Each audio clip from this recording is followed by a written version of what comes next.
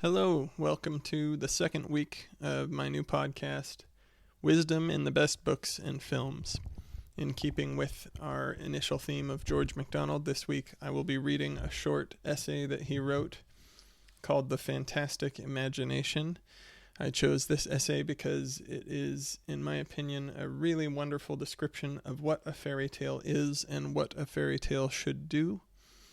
I will leave most of that to him to describe because he does a better job of it than I can. So I will get right into the reading. The Fantastic Imagination by George MacDonald. That we have in English no word corresponding to the German Märchen drives us to use the word fairy tale, regardless of the fact that the tale may have nothing to do with any sort of fairy. The old use of the word fairy, by Spenser at least, might, however, well be adduced, were justification or excuse necessary, where need must. Were I asked, what is a fairy tale, I should reply, read Undine. That is a fairy tale. Then read this and that as well, and you will see what is a fairy tale. Were I further begged to describe the fairy tale, or define what it is, I would make answer that I should as soon think of describing the abstract human face, or stating what must go to constitute a human being. A fairy tale is just a fairy tale, as a face is just a face. And of all fairy tales I know, I think Undine the most beautiful. Many a man, however, who would not attempt to define a man, might venture to say something as to what a man ought to be. Even so much I will not in this place venture with regard to the fairy tale, for my long past work in that kind might but poorly instance or illustrate my now more matured judgment. I will but say some things helpful to the reading in right-minded fashion of such fairy tales as I would wish to write or care to read. Some thinkers would feel sorely hampered if at liberty to use no forms but such as existed in nature, or to invent nothing save in accordance with the laws of the world of the senses. But it must not therefore be imagined that they desire escape from the region of law. Nothing lawless can show the least reason why it should exist, or could at best have more than an appearance of life. The natural world has its laws, and no man must interfere with them in the way of presentment any more than in the way of use. But they themselves may suggest laws of other kinds, and man may, if he pleases, invent a little world of his own, with its own laws. For there is that in him which delights in calling up new forms, which is the nearest, perhaps, he can come to creation. When such forms are new embodiments of old truths, we call them products of the imagination. When they are mere inventions, however lovely, I should call them the work of the fancy. In either case, law has been diligently at work. His world once invented, the highest law that comes next into play is, that there shall be harmony between the laws by which the new world has begun to exist, and in the process of his creation, the inventor must hold by these laws. The moment he forgets one of them, he makes the story by its own postulates incredible. To be able to live a moment in an imagined world, we must see the laws of its existence obeyed. Those broken, we fall out of it. The imagination in us, whose exercise is essential to the most temporary submission to the imagination of another, immediately, with the disappearance of law, ceases to act. Suppose the gracious creatures of some childlike region of fairyland talking either Cockney or Gascon. Would not the tale, however lovely began, sink once to the level of the burlesque, of all forms of literature the least worthy? A man's inventions may be stupid or clever, but if he does not hold by the laws of them, or if he makes one law jar with another, he contradicts himself as an inventor. He is no artist. He does not rightly consort his instruments, or he tunes them in different keys. The mind of a man is the product of live law. It thinks by law. It dwells in the midst of law. It gathers from law its growth. With law, therefore, can it alone work to any result. Inharmonious, unconsorting ideas will come to a man, but if he try to use one of such, his work will grow dull, and he will drop it from mere lack of interest. Law is the soil in which alone beauty will grow. Beauty is the only stuff in which truth can be clothed, and you may, if you will, call imagination the tailor that cuts her garments to fit her, and fancy his journeyman that puts the pieces of them together, or perhaps at most embroiders their buttonholes. Obeying law, the maker works like his creator. Not obeying law, he is such a fool as heaps a pile of stones and calls it a church. In the moral world it is different. There a man may clothe in new forms, and for this employ his imagination freely. But he must invent nothing. He may not, for any purpose, turn its laws upside down. He must not meddle with the relations of live souls. The laws of the spirit of man must hold, alike in this world and in any world he may invent. It were no offense to suppose a world in which everything repelled instead of attracted the things around it. It would be wicked to write a tale representing a man it called good as always doing bad things, or a man it called bad as always doing good things. The notion itself is absolutely lawless. In physical things a man may invent, in moral things he must obey, and take their laws with him into his invented world as well. You write as if a fairy tale were a thing of importance. Must it have meaning? It cannot help having some meaning. If it have proportion and harmony, it has vitality, and vitality is truth. The beauty may be plainer in it than the truth. But without the truth, the beauty could not be, and the fairy tale would give no delight. Everyone, however, who feels the story will read its meaning after his own nature and development. One man will read one meaning in it, another will read another. If so, how am I to assure myself that I am not reading my own meaning into it, but yours out of it? Why should you be so assured? It may be better that you should read your meaning into it. That may be a higher operation of your intellect than the mere reading of mine out of it. Your meaning may be superior to mine. Suppose my child ask me what the fairy tale means. What am I to say? If you do not know what it means, what is easier than to say so? If you do see a meaning in it, there it is for you to give him. A genuine work of art must mean many things. The truer its art, the more things it will mean. If my drawing, on the other hand, is so far from being a work of art that it needs "This is a horse" written under it, what can it matter that neither you nor your child should know what it means?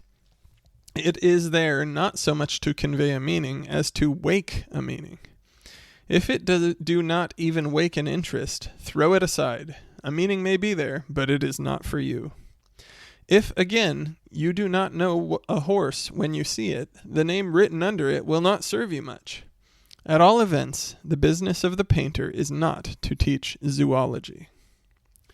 But indeed your children are not likely to trouble you about the meaning.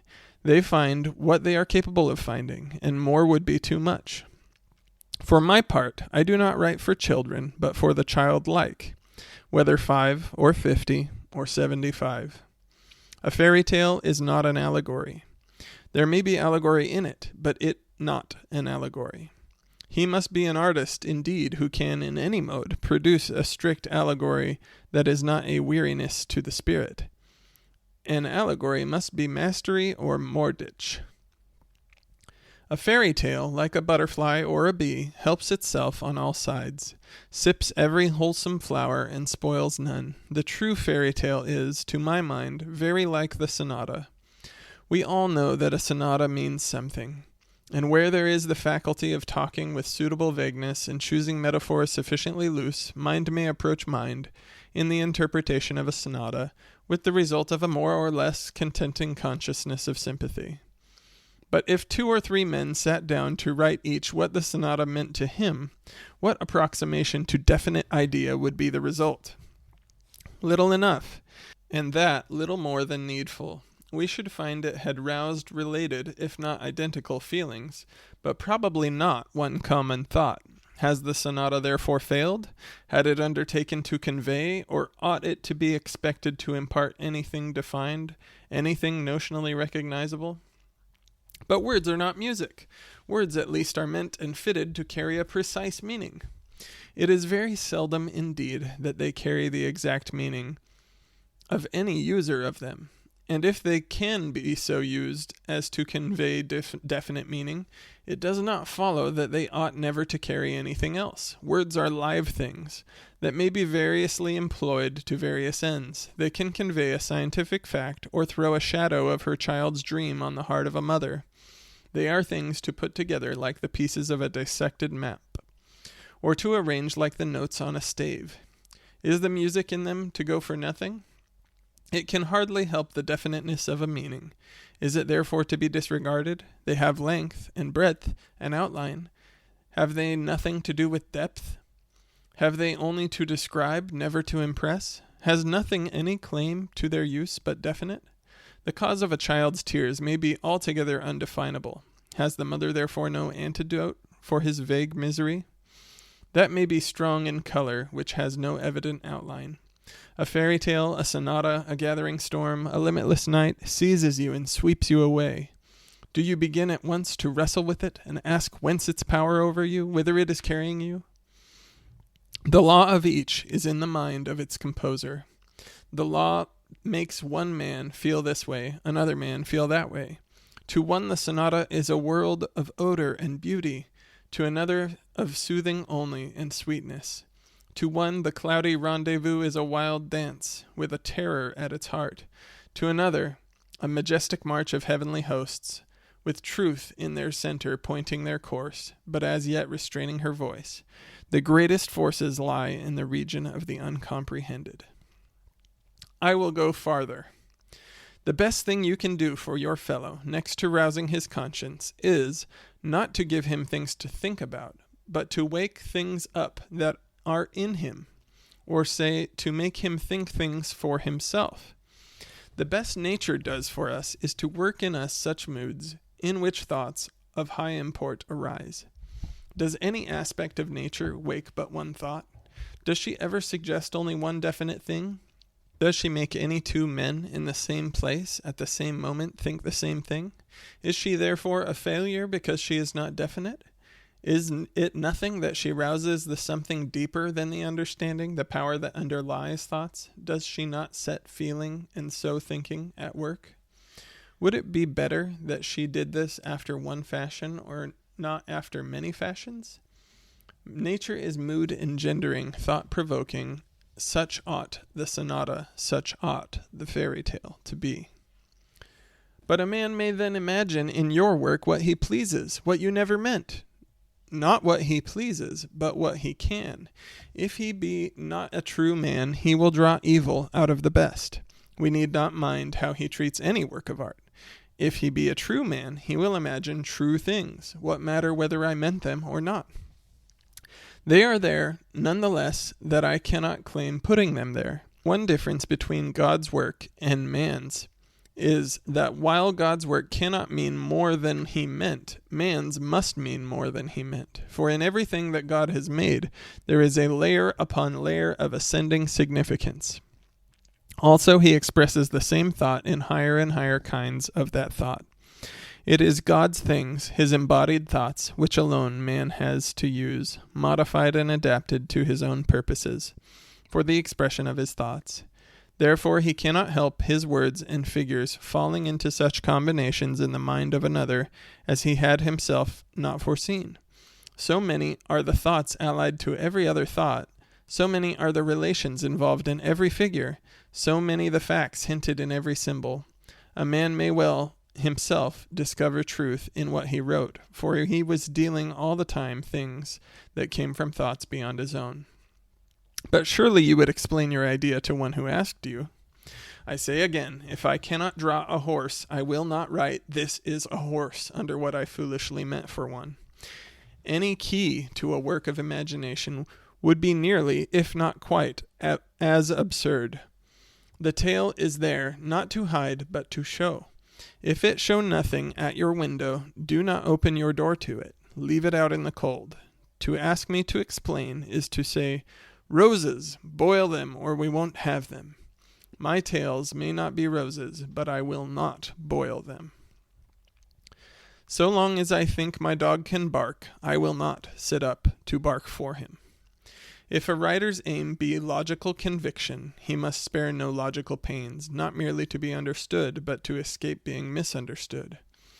Where his object is to move by suggestion, cause to imagine, then let him assail the soul of his reader, as the wind assails an Aeolian harp.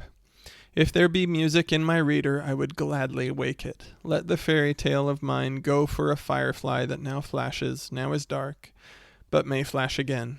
Caught in a hand which does not love its kind, it will turn to an insignificant, ugly thing that can neither flash nor fly. The best way with music, I imagine, is not to bring the forces of our intellect to bear upon it, but to be still and let it work on that part of us for whose sake it exists. We spoil countless precious things by intellectual greed. He who will be a man and will not be a child must, he cannot help himself, become a little man, that is, a dwarf.